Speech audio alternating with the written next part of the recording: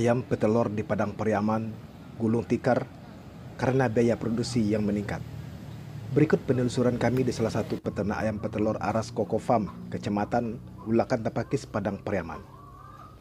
Menurut pengelola Afrizal, usaha yang ditekuni ini dengan luas 2 hektar gulung tikar akibat tingginya bahan pakan ternak sehingga biaya produksi meningkat.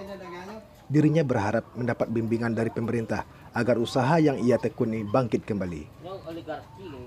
Iya, terlalu banyak. Nah, dari mana kok? Oh, sawit. Sawit dan dari mana kan? Kenapa bisa Pak betul belasnya berdua? Kebun.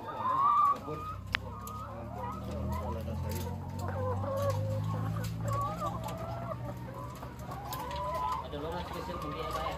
Ada lorong spesial untuk dia. Terus juga awaknya.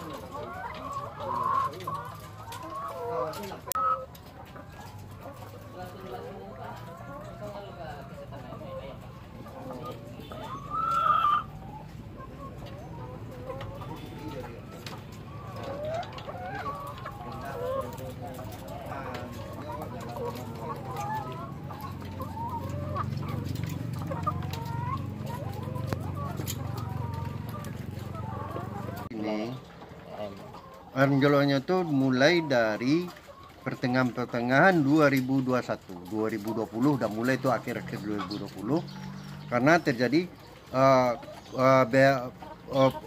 produksi berlebih banyak, harga pakan lebih tinggi karena pakan itu tergantung kado di pabrik tergantung pada kebijaksanaan di luar negeri, maksudnya kebijaksanaan impor. Jadi dengan kebijakan impor pemerintah waktu itu melarang bahan-bahan baku yang banyak dilarang masuk, mau tak mau pabrik tinggi. Jadi perbandingannya dulu itu gini kan, harga telur anjlok, bahan baku pabrik naik.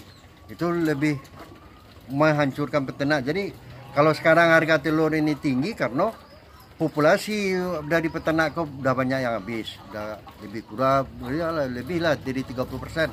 Misalnya ayam orang yang 1.000 ke bawah, yang 5.000 ke bawah itu habis total. Yang 10.000 bisa hancur-hancur, tinggal sedikit.